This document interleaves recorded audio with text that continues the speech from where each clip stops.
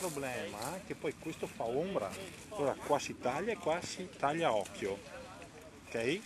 E si lega. Superare la povertà a colpi di forbice. La Caritas della diocesi di Vittorio Veneto ha organizzato un corso dedicato a coloro che sono in difficoltà economiche per imparare a potare la vite. Non solo aiuti alimentari, ma anche un primo passo per potersi inserire nel mercato del lavoro. Uno dei pochi settori dove che ancora si può trovare lavoro è quello della potatura. Qui nella nostra zona ci sono molte viti e quindi abbiamo pensato di insegnare a potare le viti. 25 gli allievi Caritas che stanno partecipando al corso a San Polo di Piave, 15 ore di formazione teorica e 10 di pratica, una risposta concreta alla povertà per chi si trova senza lavoro. Sono disoccupata da 4 anni e non riesco a trovare lavoro.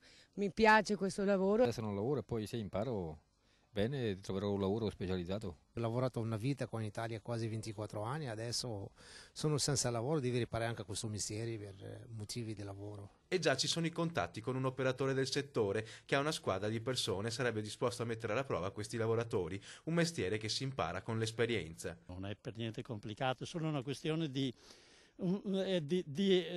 abilità un po' acquisita col lavoro nel campo. Ovviamente ci sono delle nozioni teoriche da applicare però durante il lavoro. E la Caritas La Colonna pensa già al futuro con nuovi corsi per l'inizio del prossimo anno. Abbiamo la speranza di fare dei corsi per il giardinaggio a gennaio e poi si vedrà, perché le idee non sono mai chiuse, nascono da una dietro l'altra, no?